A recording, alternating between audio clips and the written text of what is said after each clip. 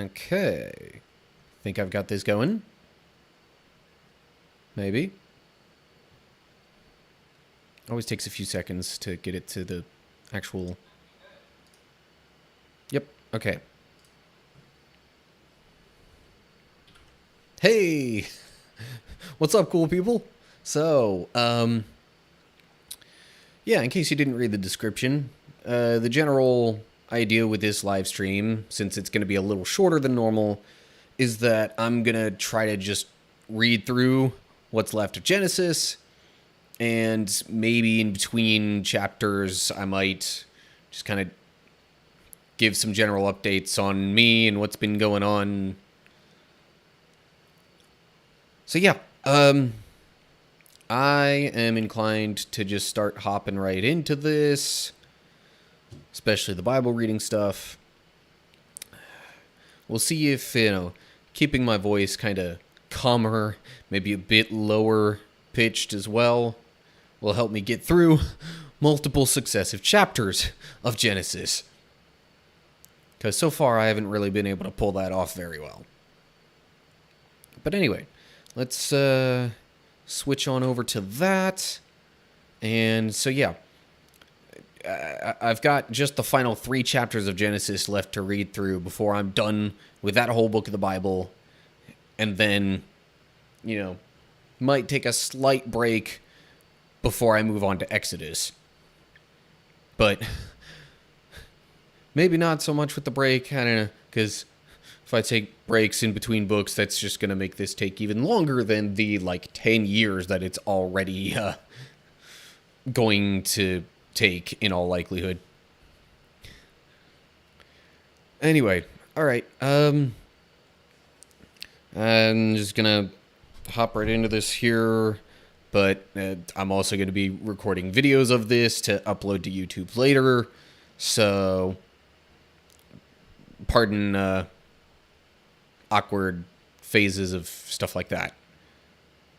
Transitioning from just regular talk, live stream stuff to, hey, I'm recording a video here.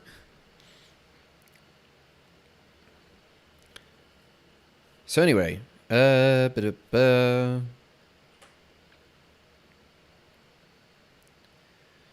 Alright, so, welcome back to some Bible reading. We're getting into Genesis 48 now, and so basically, when we left the situation, as I seem to recall, it was basically just, there was the famine going on in Egypt and surrounding areas. Jacob and, his entire extended family moved down to Egypt because Joseph was there and he could help provide for them and all that kind of stuff. And it got to a point where things were so bad, almost the entirety of Egypt just sold themselves out to Pharaoh. Literally said, we have nothing to give but our land and ourselves. So, basically, agreed upon servanthood to Pharaoh as long as they would keep getting food to live. So, meanwhile, it seems like Jacob and them were doing okay. Possibly even really, really well. But anyway, we'll see what happens going from there as we read through this chapter. Oh yeah, also, Jacob's dead now at the ripe old age of 143, or 147, I think it was, actually. But anyway, okay, so, here we go. Enough preamble. Genesis 48, here we go. One day not long after this, word came to Joseph, "Your father is failing rapidly." So Joseph went to visit his father, and he took with him his 2 sons, Manasseh and Ephraim. When Joseph arrived, Jacob was told, "Your son Joseph has come to see you." So Jacob gathered his strength and sat up in his bed. Jacob said to Joseph, "God Almighty appeared to me at Luz in the land of Canaan and blessed me. He said to me, 'I will make you fruitful, and I will multiply your descendants. I will make you a multitude of nations, and I will give this land of Canaan to your descendants.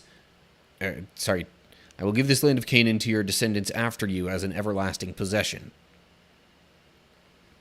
Okay, so quick thing on footnotes, my guess is the first one is just, Jacob also being Israel in the Hebrew. Hebrew for the second one, God Almighty, is El Shaddai. And then instead of descendants, it just says seed in the Hebrew. But, okay, so Joseph goes to his father because he hears that his health is failing rapidly, and that implies that he's going to die soon. So Joseph goes with his two sons, and Jacob is getting into, stuff that he had been promised by God. All right, so verse 5. This is still Jacob speaking. Now I am claiming as my own sons these two boys of yours, Ephraim and Manasseh, who were born here in the land of Egypt before I arrived. They will be my sons, just as Reuben and Simeon are. But any children born to you in the future will be your own, and they will inherit land within the territories of their brothers Ephraim and Manasseh. Long ago, as I was returning from Paddan Aram, Rachel died in the land of Canaan. We were still on the way, some distance from Ephrath, that is Bethlehem. So with great sorrow I buried her there beside the road to Ephrath.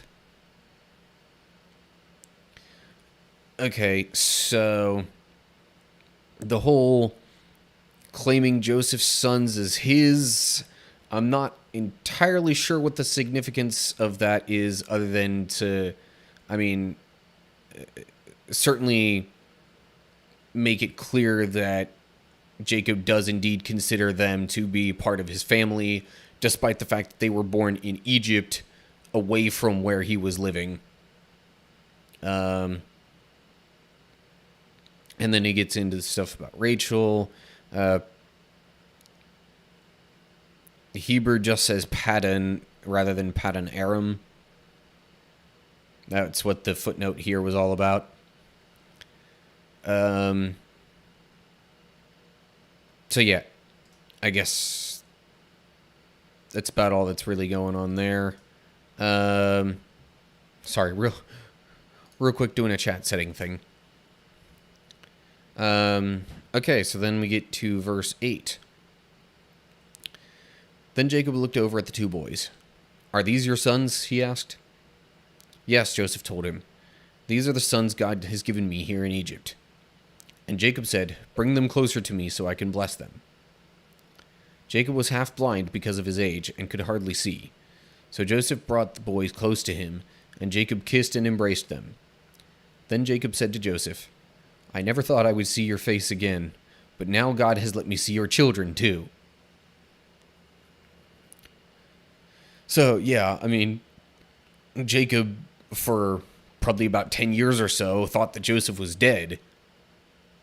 And so, of course, he never thought that he would get to see Joseph's children, because he wouldn't have thought Joseph had any children, because he thought Joseph was dead.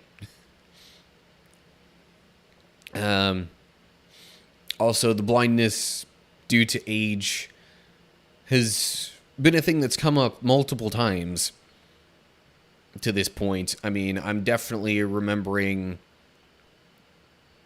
the thing with Isaac not being able to see very well, and thus the whole Jacob-Esau confusion with the blessing there. Anyway. Alright, verse 12. Joseph moved the boys who were at their grandfather's knees, and he bowed with his face to the ground. Then he positioned the boys in front of Jacob. With his right hand he directed Ephraim towards Jacob's left hand, and with his left hand he put Manasseh at Jacob's right hand. But Jacob crossed his arms as he reached out to lay his hands on the boys' heads. He put his right hand on the head of Ephraim, though he was the younger boy, and his left hand on the head of Manasseh, though he was the firstborn.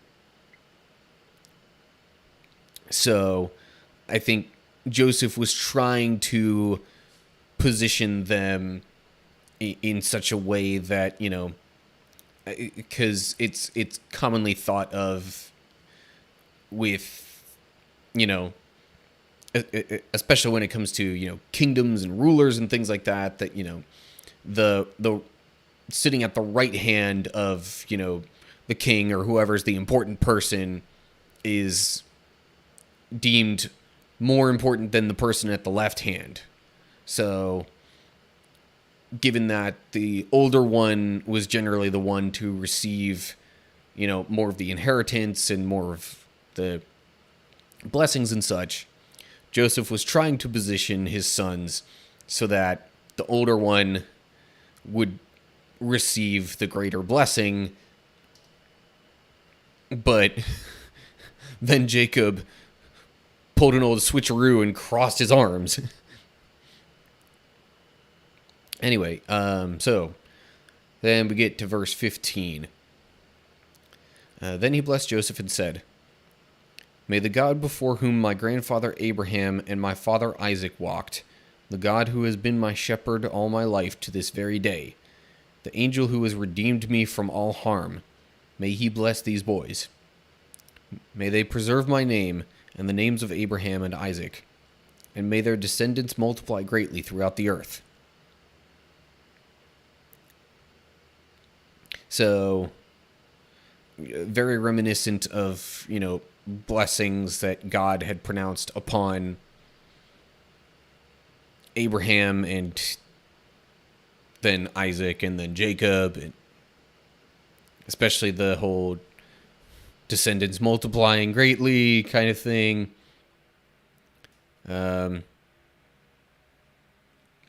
Anyway, verse 17. But Joseph was upset when he saw that his father had placed his right hand on Ephraim's head. So Joseph lifted it to move it from Ephraim's head to Manasseh's head. "No, my father," he said, "this one is the firstborn. Put your right hand on his head." But his father refused. "I know, my son, I know," he replied. "Manasseh will also become a great people, but his younger brother will become even greater, and his descendants will become a multitude of nations." So once again, we have the younger brother being blessed with greater blessings than the older. Like exactly the same as what happened with Jacob and Esau. Or Esau and Jacob, if we're talking in order of birth. And not exactly the same, but kind of a similar story with, Joseph having these dreams that, his brothers would worship him. So far, God seems to have a bit of, I don't want to say favoritism per se, but a strong leaning towards younger siblings. Anyway, verse 20. So Jacob blessed the boys that day with this blessing. "The people of Israel will use your names when they give a blessing. They will say, 'May God make you as prosperous as Ephraim and Manasseh.' In this way, Jacob put Ephraim ahead of Manasseh. Then Jacob said to Joseph, 'Look, I am about to die, but God will be with you and will take you back to Canaan, the land of your ancestors. And beyond what I have given your brothers, I am giving you an extra portion of the land that I took from the Amorites with my sword and bow.'" Footnote says an extra ridge of land. They decided to just say extra portion in this translation. So Jacob kind of once again pronounces a blessing upon Joseph's sons, saying that, they will be the namesakes of future blessings. And of course, that wouldn't be the case if they didn't wind up having great blessings upon themselves and wind up prospering significantly. I do find it interesting that he says God will take Joseph back to Canaan. Not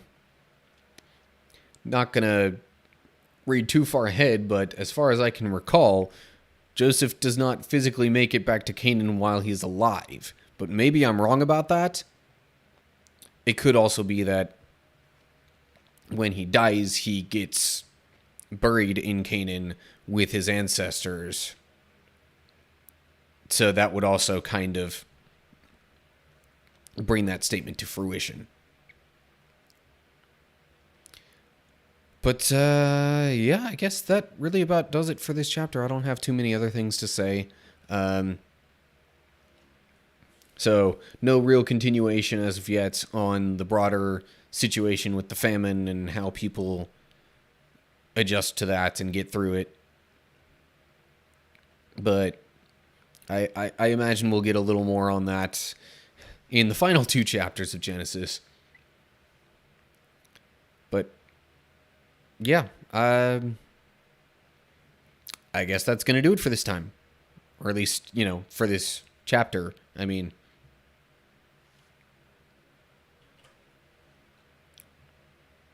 okay, so there's the end of that recording, because I noticed with a Darksiders video that I recently uploaded, YouTube is having a bit of trouble, or at least with that particular video, YouTube had a bit of a trouble with trying to process it. I had to reduce the quality from 1080p down to 720. Really didn't want to have to do that, but I guess the fact that it was so long and the file wound up being about, I think, 5 gigs because of the length and the quality combination. But anyway. Alright. Moving along to chapter 49. Definitely need a little bit of water.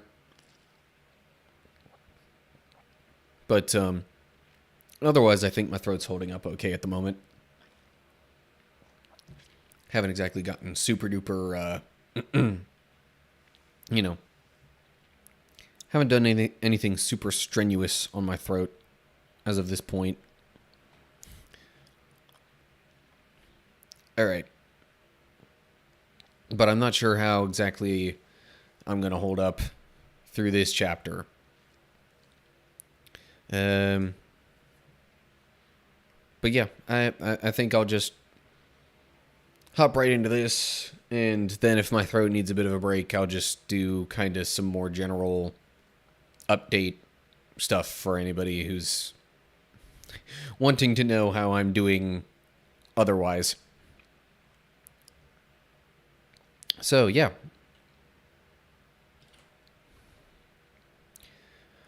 Alright, so this time we've got Genesis 49.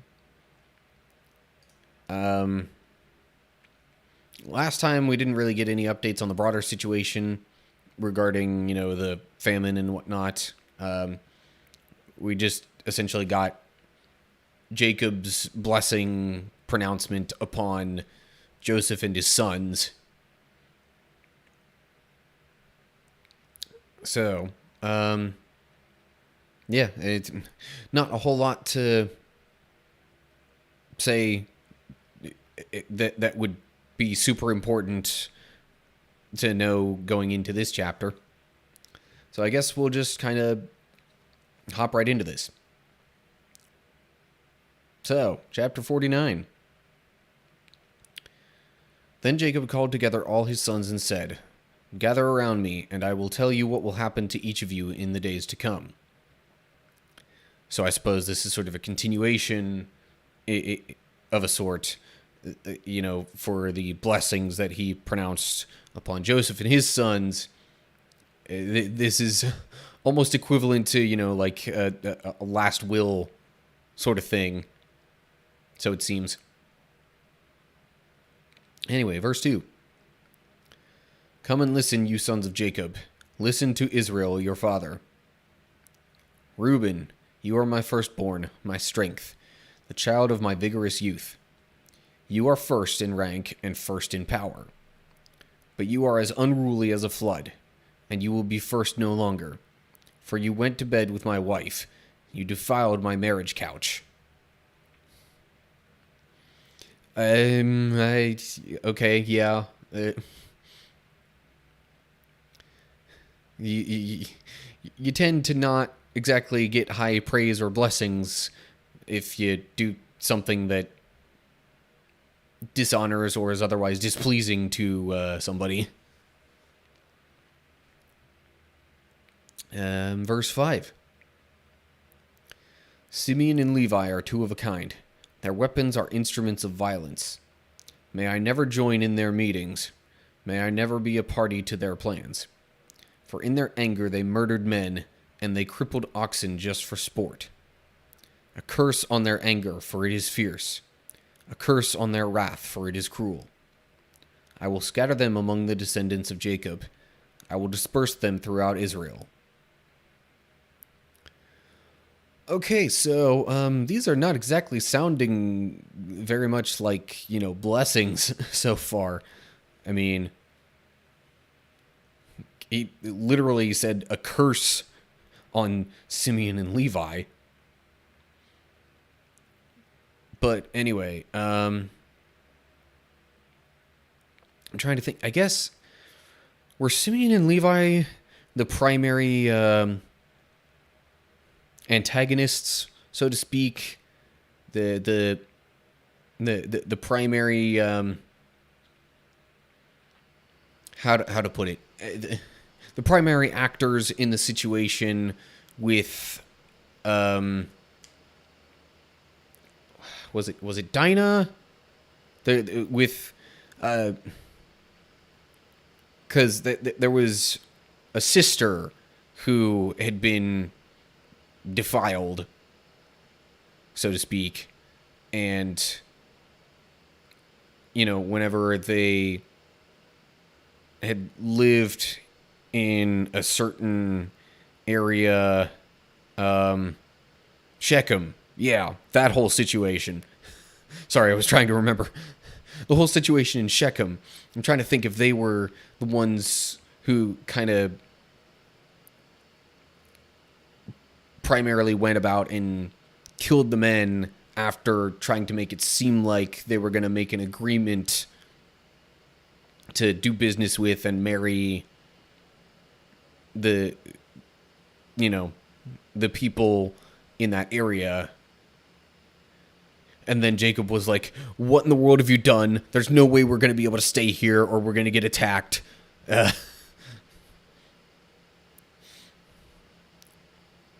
So anyway, if those two were the primary instigators of that, then yes, I can understand this pronouncement upon them.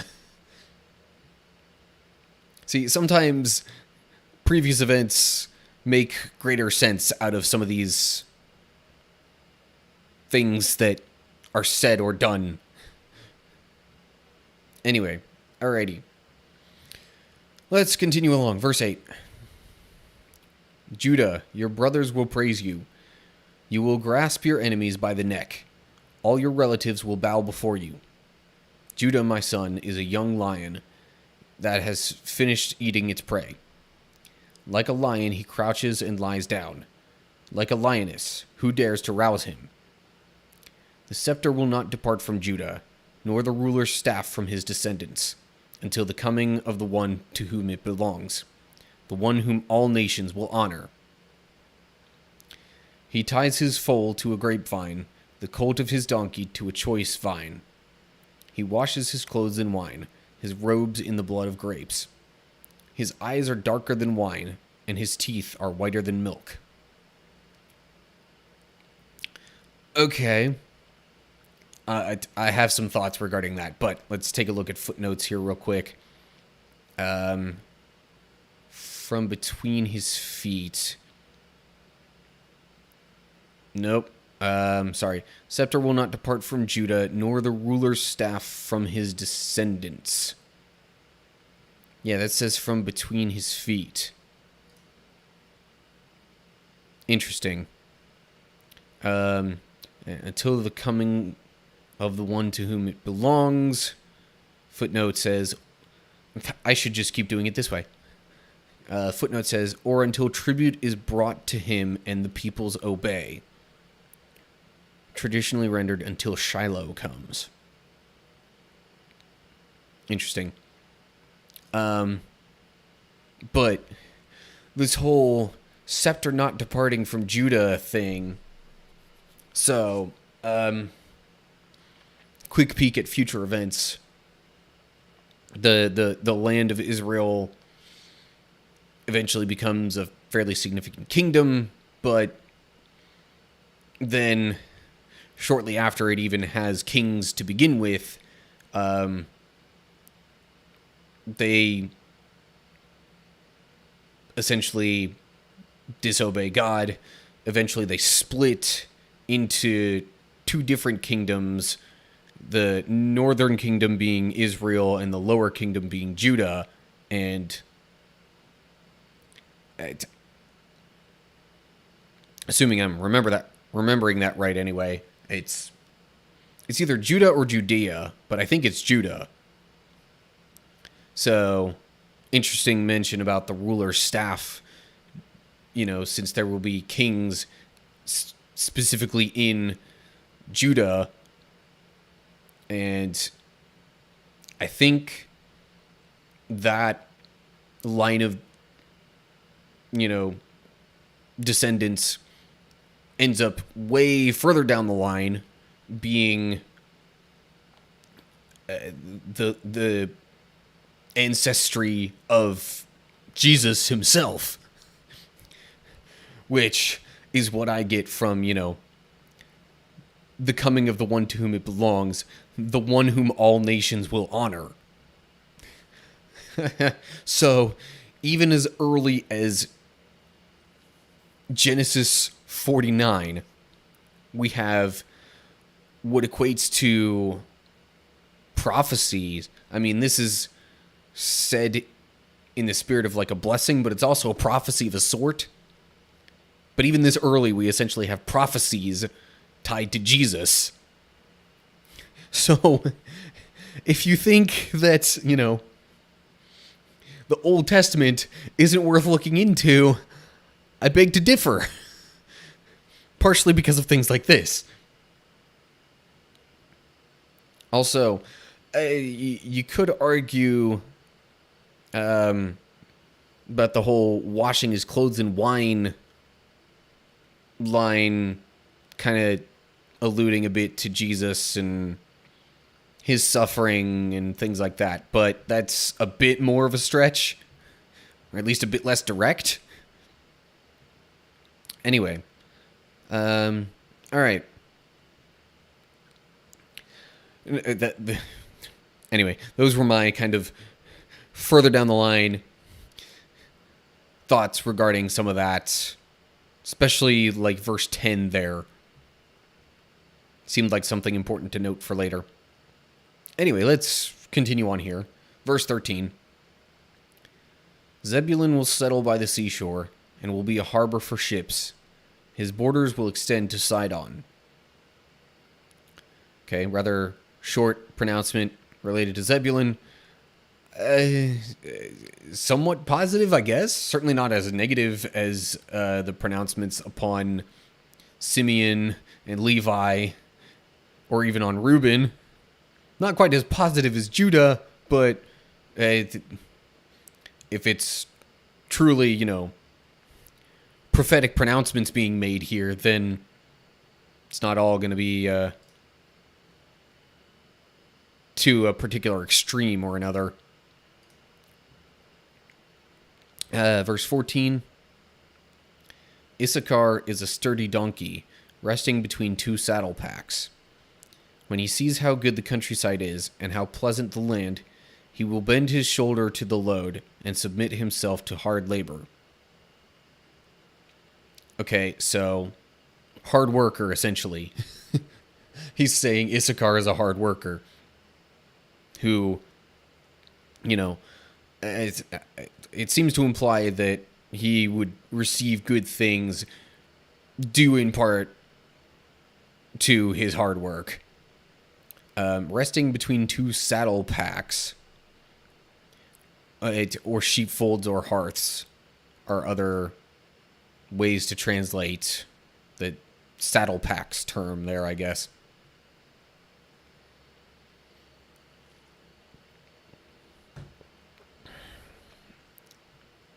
Anyway, verse 16.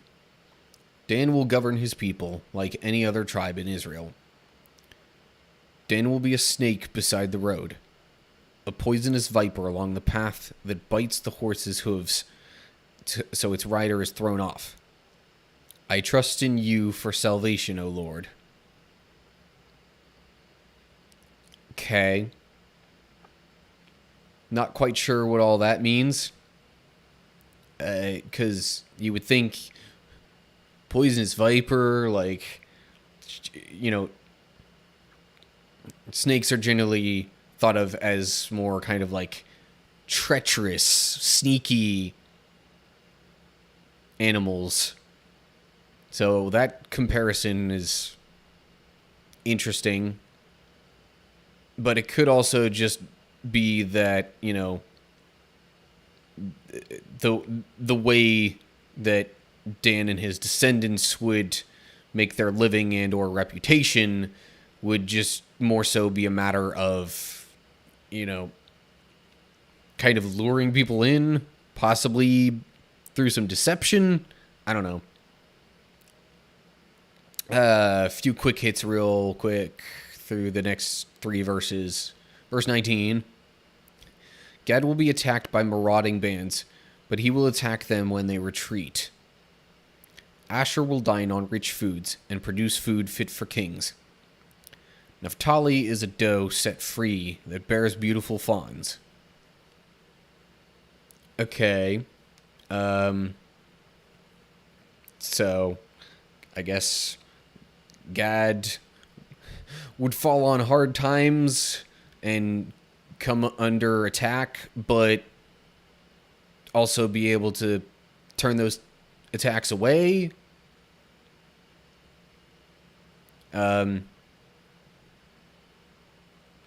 Asher and Naphtali, I'm not totally sure what to make of those, but I mean, those sound more positive than anything else, than any other description I could come up with.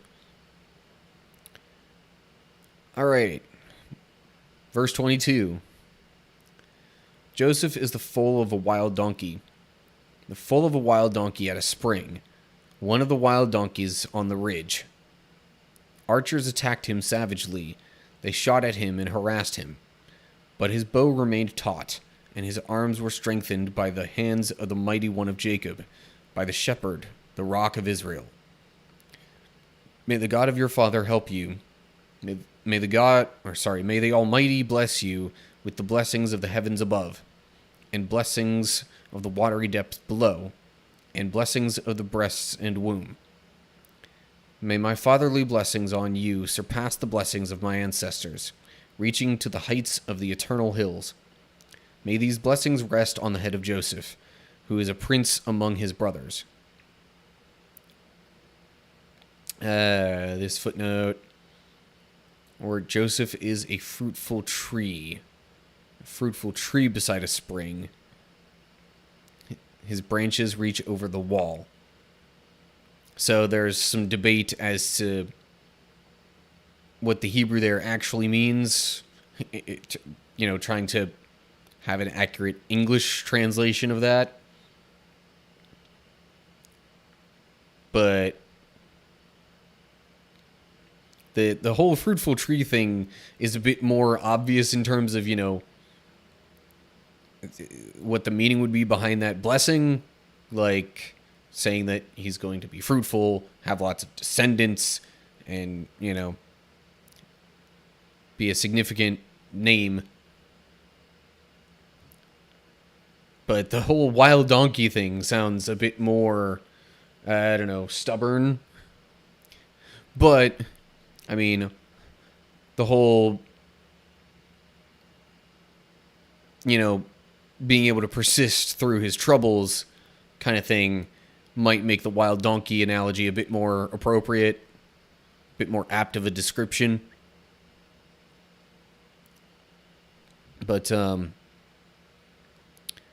yeah, so that whole following section I think is just kind of a description of all the hard times that came upon him, and yet he still made it through and prospered. Also, blessings surpassing those of his ancestors or of the ancient mountains. Okay. I'm a little less sure how that would tie in. I mean, could be that Canaan was a mountainous region, and thus, I don't know. But anyway, long story short, great blessings upon Joseph. Anyway, alright. Verse 27. Benjamin is a ravenous wolf, devouring his enemies in the morning, and dividing his plunder in the evening. These are the 12 tribes of Israel, and this is what their father said as he told his sons goodbye. He blessed each one with an appropriate message. Blessed? Some of those did not exactly sound like blessings to me, but whatever. Pronouncements might be kind of a more general and fitting term for all of that. That note about Benjamin, I mean, I don't know if the whole him being given extra portions by Joseph has anything to do with this. It did seem like in general he got more blessings and then was, literally devoured more. But anyway. Okay. Let's maybe wrap this up here. Verse 29. Then Jacob instructed them, "Soon I will die and join my ancestors. Bury me with my father and grandfather in the cave in the field of Ephron the Hittite, the cave that is in the field of Machpelah near Mamre in Canaan, that Abraham bought from Ephron the Hittite as a permanent burial site. There Abraham and his wife Sarah are buried. There Isaac and his wife Rebekah are buried. And there I buried Leah. It is the plot of land and the cave that my grandfather Abraham bought from the Hittites." When Jacob had finished this charge to his sons, he drew his feet into the bed, breathed his last, and joined his ancestors in death. So, I guess this chapter and the previous one were kind of more precise, more detailed descriptions of what happened prior to Jacob's death, as opposed to, earlier when it was kind of getting into the genealogy stuff, it was more like just, okay, here are the straight facts of his descendants and how long he lived and things like that. You can almost draw a comparison to, the creation accounts in Genesis 1 and 2, with 2 being a bit more of the detailed description compared with chapter 1, which was more of the, all right, here are the major points kind of thing. But anyway, okay. And that does it for chapter 49, 49. I saw verse 29 there, and that's probably what made my brain think to say that. Anyway, that does it for chapter 49. Only one more to go in Genesis. So, yeah, this close. We're this close to being done with it. But that's it for now. Let me... Okay, wrap up that recording bit.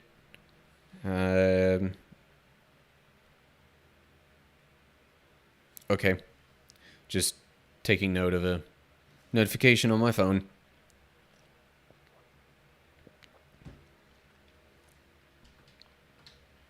Also, pressing a couple of buttons over here real quick to make sure my Xbox doesn't go completely into whatever low power mode it's typically on when I'm away. Tell me this, how does it end? How does what end? I'm getting to that if that's what you're thinking of. Also, hi. Welcome to the stream. Believe it or not, you are, I think, actually the first person to tune in live to one of my streams here on YouTube. So, congrats on that. Let's see here. Chapter 50. All right. Not too terribly long. Hopefully my throat will be able to handle that. Oh, how does the Bible end? That's all the way. Revelation. So that's a big thing that is very interesting. Let's put it that way. Because the Torah. So the Torah, if I'm remembering my terminology right, is just like the first, what we would typically think of as the first 5 books of the Bible, Genesis through Deuteronomy. Unless the Torah is the whole Old Testament, I'm not totally sure which. But if that's, I mean, first 5 books ends with Deuteronomy, so that's probably right before they get into, let's see here, Joshua. So that's as they're probably about to enter, basically go back to the Promised Land, aka Canaan, because they were living in Egypt way longer than they initially thought they would with the whole famine situation, and for reasons that we're about to get into here in chapter 50. So stick around if you want more information on that. So that's where I think the first 5 books kind of leave off, where they're about to go back to the Promised Land and actually, you know, kind of make good on all these promises that have been pronounced, you know, regarding Abraham, Isaac, Jacob, and their descendants, you know.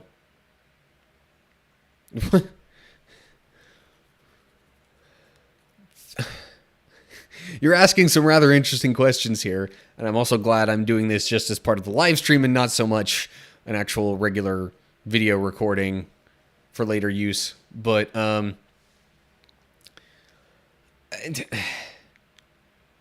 is it like, I would think it's kind of implied there's some malicious intent there, so on the whole I'd be inclined to say that yes, it is sinful, but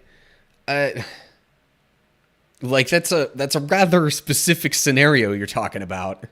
Throwing a hornet's nest in someone's living room. How would you even manage that without getting stung yourself? I don't know, but I suppose there are ways. But yeah, I would assume, generally speaking, there's some sort of malicious intent toward the person whose living room you're throwing the hornet's nest into, and that even just that general attitude of anger and stuff, I'd lean more towards saying it's a sin just because of the anger in your heart toward whoever you're throwing the nest at, because that's, you know, generally not how you're supposed to handle interactions with people, and how you're supposed to, you know, it's for the, what do you mean for the environment? Like, you're confusing me here, Tommy.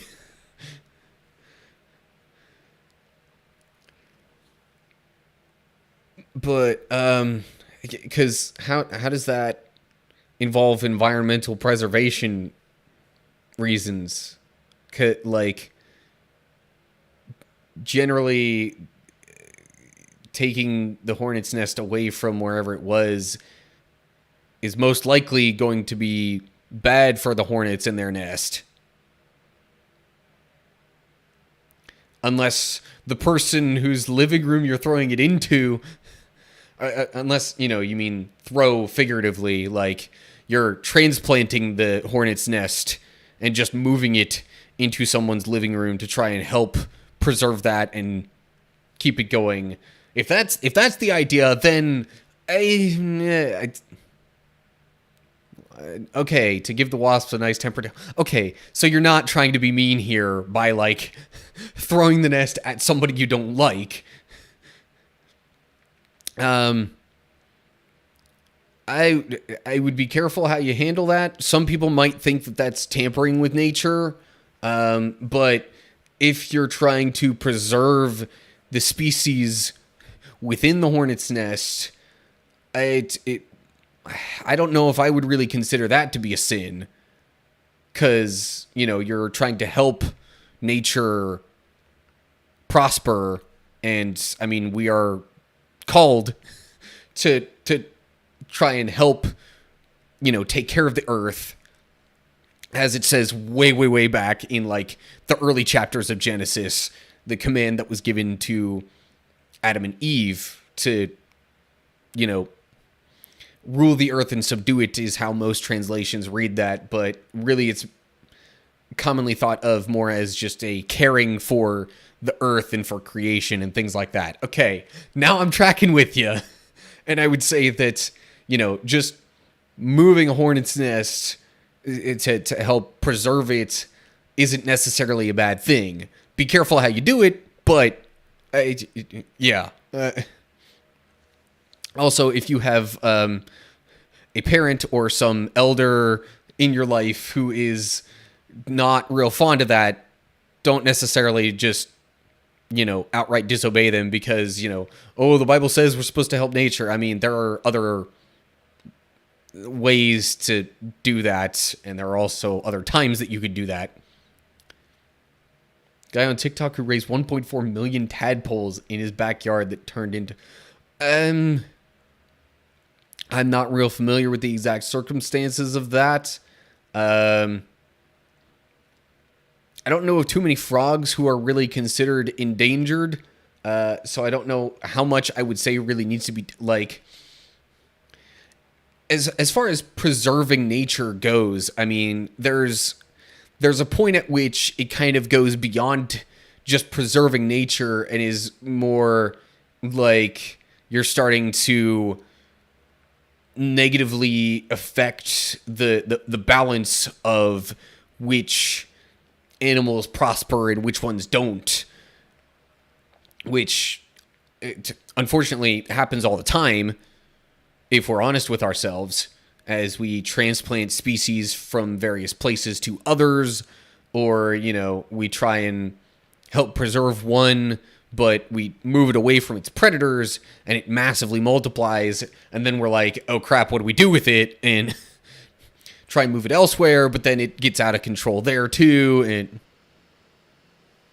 and frogs as a genus are quite endangered. I mean... Yeah, so, again, kind of as I was just saying, there's maybe a bit of a cutoff point there. We don't want to necessarily get too far into, like, controlling nature that we're upsetting the balance of it. Preserving things is well and good because, there's already some harm that we've done to the earth and to these various animals around us. So trying to help preserve them isn't a bad thing. But again, we don't want to go too far that we're kind of messing with it and ultimately going the opposite direction of the pendulum, so to speak, and making it bad to that extreme. that's, I guess, more generally what I would say regarding that whole idea.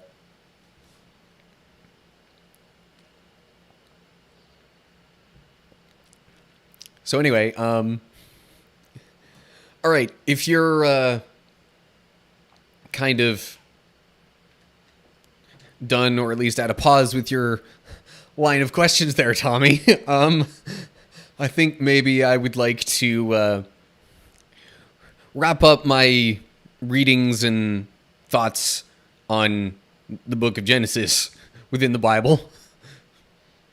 If you're okay with sticking around for that and see what my thoughts might be on it, then sure. What do you mean? I don't, what? I don't hate you. Where is that coming from? This is where text interactions, like, cannot encapsulate the same as person to person. It's where things fall short by a long shot, because it's hard to give as much detail as quickly. I'm not sure what you mean by that. I'm just, I mean, hey, I'm glad you joined in and gave me something to talk about. But yeah, I also want to, get moving a little bit with my plan for what's going on here. Actually, real quick, that makes me curious. I don't know if this is going to if this is going to end up showing you what I'm about to look at here, or I could just move away from that general preset. I'm trying to see, okay. Occasionally, I'm real bad at this, but occasionally I gotta tear myself away to see what's going on with actual stream numbers and things like that. Eventually, that's going to matter. Especially if, I wind up eventually having a larger audience that I don't necessarily want to completely sidetrack just for the sake of one person. So far, that's not exactly a major concern, but anyway. So, yeah, back to this. If you have any thoughts that you want to add as I'm going through this, I might have to work a little harder at going back and forth between, reading what I've got here for Bible stuff and engaging in chat comments. Maybe this will also help me practice with that kind of stuff. Because as of yet, I'm still new to live streaming and, being able to adjust what I engage with when. Anyway. Okay, so if it's all right with you, I'm going to try and move along a little bit and, continue with the plan that I had. Okay, anyway. I'm going to move along here. So, yeah, I'm about to wrap up the book of Genesis here. It says no, but I'm not 100% sure whether you're trying to say yes, keep going, or no, don't. I want to talk more, but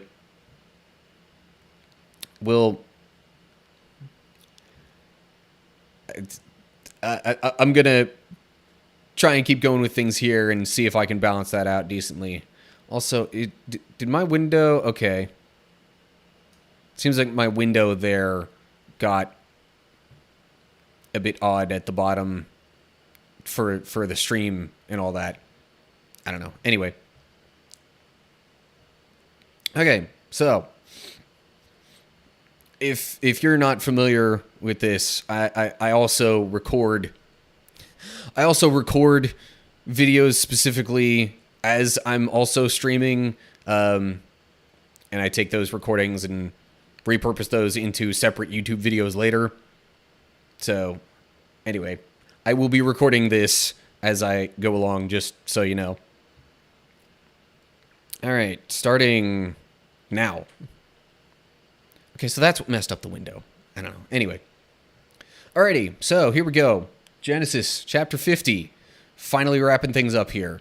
And I think this is where we're finally going to get some more information on, what happens after the famine that's been going on in Egypt and how things carry on from there.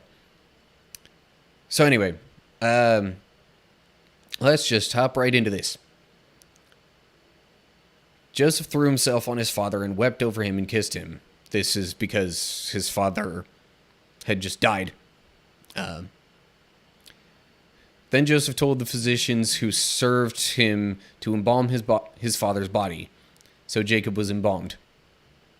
The embalming process took the usual 40 days, and the Egyptians mourned his death for 70 days.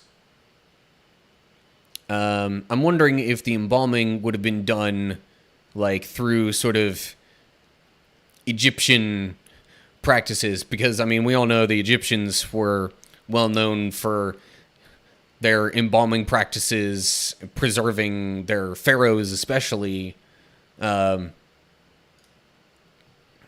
anyway, Jacob probably, footnote just says Israel because, again, at this point in the Bible, those are sort of interchangeable because of Jacob getting renamed.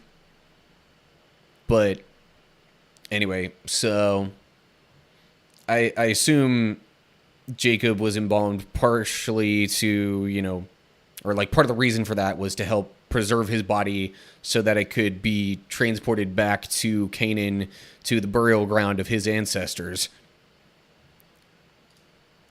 So anyway, moving along. Verse 4.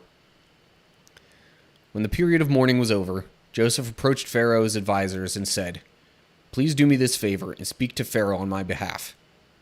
Tell him that my father made me swear an oath. He said to me, 'Listen, I am about to die. Take my body back to the land of Canaan and bury me in the tomb I prepared for myself. So please allow me to go and bury my father. After his burial, I will return here without delay.'" I unintentionally added the word here, but I think that's implied. So, yeah, I think that follows from my reasoning at the previous verses. Jacob's body was preserved so that he could be taken to Canaan and have his body properly buried there instead of, having it deteriorate before it could make it to that tomb. Okay, moving on, verse 6. Pharaoh agreed to Joseph's request. "Go and bury your father as he made you promise," he said. So Joseph went up to bury his father. He was accompanied by all of Pharaoh's officials, all the senior members of Pharaoh's household, and all the senior officers of Egypt. Joseph also took his entire household and his brothers and their households. But they left their little children and flocks and herds in the land of Goshen. A great number of chariots and charioteers accompanied Joseph. Okay. So, it's kind of understandable that all the other brothers would want to go with Joseph to bury their father. So, I think just to help ensure safe travel as well as possibly expedite the trip was, the reason for all the other officers going. Because otherwise, that really doesn't make any sense to send so many people. I guess because, Joseph was well liked and respected in Egypt, maybe some of the other Egyptian officers were going to just kind of help pay their respects as well. I don't know, I suppose either line of thinking makes sense for that. All right, verse 10. When they arrived at the threshing floor of Atad, near the Jordan River, they held a very great and solemn memorial service, with a 7-day period of mourning for Joseph's father. The local residents, the Canaanites, watched them mourning at the threshing floor of Atad. Then they renamed that place, which is near the Jordan, Abel Mizraim, for they said, "This is a place of deep mourning for these Egyptians." Curious what the footnote says there. Abel Mizraim means mourning of the Egyptians. Okay, again, rather literal name, as seems to be common. So, I guess that kind of gives a little more weight, a little more reason to the idea I said before of maybe the Egyptian officers going to pay their respects to Jacob because of him being Joseph's father and Joseph being well respected and liked. Anyway, verse 12. So Jacob's sons did as he commanded them. They carried his body to the land of Canaan and buried him in the cave in the field of Machpelah near Mamre. This is the cave that Abraham had bought as a permanent burial site from Ephron the Hittite. Yeah, we kind of read about that in the previous chapter, certainly towards the end of it. So that's not really a whole lot of new information, just confirming that, yes, this happened. Jacob was buried with his ancestors at that same site that was kind of reserved for them. All right, so verse 14. After burying Jacob, Joseph returned to Egypt with his brothers and all who had accompanied him to his father's burial. But now that their father was dead, Joseph's brothers became fearful. "Now Joseph will show his anger and pay us back for all the wrong we did to him," they said.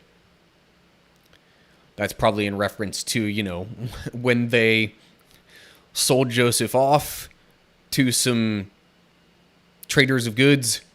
That was how Joseph wound up in Egypt in the first place, because those people then sold him to an Egyptian official, but turned out to, all be for the better of Joseph and his family, including his brothers, because of that setting him up, to help with the famine and preparations for that. So, but they're all still worried now that Joseph is going to get some sort of revenge on them for putting him through that trouble in the first place. Verse 16. So they sent this message to Joseph.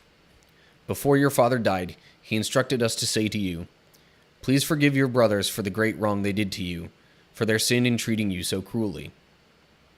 So we, the servants of the God of your father, beg you to forgive our sin.' When Joseph received the message, he broke down and wept. Then his brothers came and threw themselves down before Joseph. 'Look, we are your slaves,' they said. But Joseph replied, 'Don't be afraid of me. Am I God that I can punish you? You intended harm to me, but God intended it all for good. He brought me to this position so I could save the lives of many people. No, don't be afraid. I will continue to take care of you and your children.' So he reassured them by speaking kindly to them." So, turns out they were kind of worried for nothing, but I just find it interesting that they felt the need to go through all this whole spiel saying that, their father gave them all these instructions when it wasn't otherwise noted that he did. I mean, it's not completely out of the question that he would have said that, but I think they're just kind of making that up, if I'm being real honest here. But anyway, Joseph had no intention of doing them any harm. He realized that he was put through all that for a reason, to help them out later on. He said this to them previously, but I guess they were still kind of worried that he wanted some kind of revenge. Anyway, okay. Almost done here. Verse 22. So Joseph and his brothers and their families continued to live in Egypt. Joseph lived to the age of 110. He lived to see He lived to see 3 generations of descendants of his son Ephraim, and he lived to see the birth of the children of Manasseh's son Machir, whom he claimed as his own, who were born on Joseph's... Okay. Slight difference in the Hebrew, if you take it word for word there, probably, but anyway. Verse 24. Soon I will die, Joseph told his brothers, but God will surely come to help you and lead you out of this land of Egypt. He will bring you back to the land he solemnly promised to give Abraham, Isaac, and Jacob. Then Joseph made the sons of Israel swear an oath, and he said, when God comes to help you and lead you back, you must take my bones with you. So Joseph died at the age of 110. The Egyptians embalmed him, and his body was placed in a coffin in Egypt.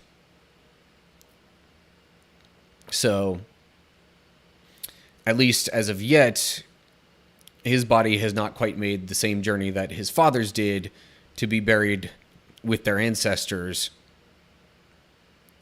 I thought that was something, I mean, maybe part of that blessing that Jacob gave him in the previous chapters was just saying that, like, he, air quote, would make it back to Canaan, meaning more so that his descendants would make it back there.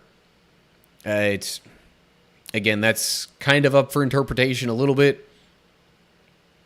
But long story short, Joseph died in Egypt, and his body was preserved there. So it is possible that his body will still make it up to Canaan, but as of yet, I'm not recalling for sure on that. Anyway, so that about does it for that chapter, I guess. And the book of Genesis, assuming I'm remembering correctly, yep, next chapter is Exodus 1. So, Genesis is done. Hooray, 1 book down. Only 65 more to go. Oh well.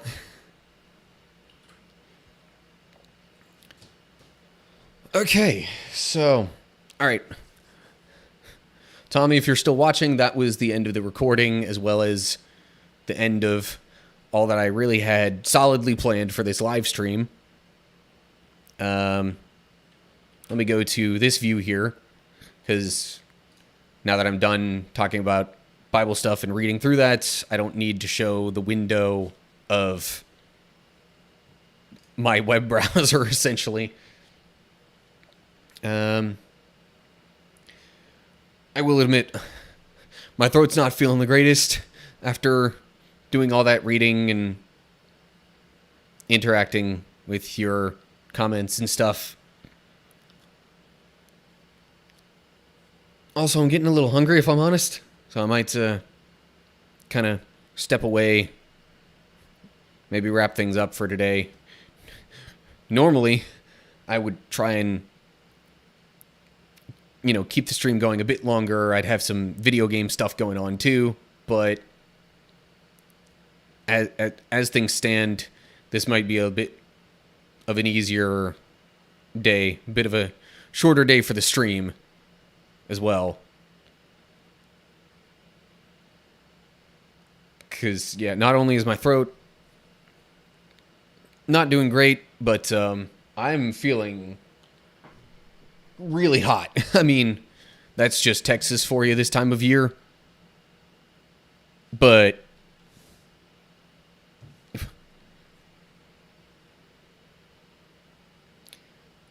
oh, hold up. So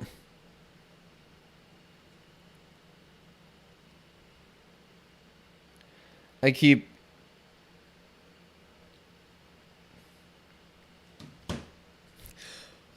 All right, hold up. That might explain some things, because I saw Tommy and his frog. I know of other people named Tommy and whatnot. Okay, so that's a totally different person than I thought it might have been. Okay, the questions make a little more sense now. Sorry, I was getting you confused a little bit with a person that I knew from my old job, because I had a student that I worked with at the school I was at before, and his name was Tommy, or at least that's what he went by, and he would ask some kind of off the wall questions from time to time. But now I'm getting the impression, based on text messages coming in, that you are not that person. Okay. That also makes a bit of sense, though, with the questions being like, what is it with people I know named Tom or Tommy and asking kind of off the wall questions? I don't know. But anyway. So, Tom, Tommy, whichever you prefer. Hope you're doing well. But I do think maybe I'm going to wrap this up, unless you had something else in mind.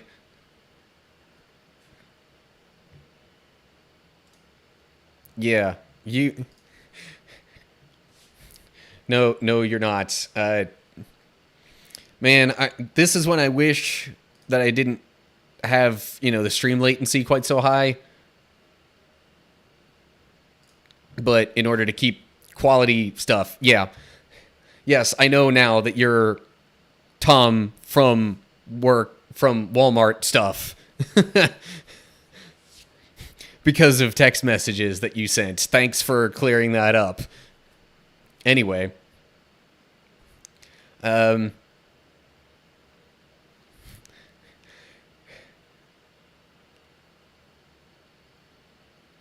What? I'm not real familiar with that, to be honest with you, so I'm not quite sure how to answer that. If it's anything like previous things you've showed me, then I'm really not sure how to answer that. Okay. But anyway, well, sorry, my nose kind of itches and stuff. Think you're better off getting food than answering. Yeah. No offense, but I think so too. I'm gonna, yeah, because I am a little bit hungry. Plus, I think that'll help my throat a bit. But yeah, well. Anyway, Tom, hope you're doing well. This, as of late, has been a pretty regular thing, doing live streams on Thursday afternoons. So if you want to hit me up again on any one of those in the future, now you kind of have an idea of when I do that. Anyway, okay, I do think I'm gonna end this here. But yeah. Hope you're doing well, Tom. Hopefully we can talk a bit more in the future, and yeah, maybe catch up on some things. Maybe I'll answer some more questions of yours, especially if they're more serious in nature and or related to what I happen to be doing in future live streams. But anyway, all right. Teach you how to use the algorithm on TikTok. Oh, really? Oh, maybe because you had seen my TikTok story first. Okay, and that explains how you found me on here. Great. Well, glad to know that at least kind of sort of worked. But yeah, I'm definitely open to learning more and getting better at the whole, YouTuber slash live streamer slash internet personality thing. But anyway, okay. Enough working my throat and depriving myself of food. All right. Hopefully I'll see you later, but that's it for now. I guess, in the spirit of my channel and whatnot, I'll give you the obligatory end thing. So, till next time, stay cool, people.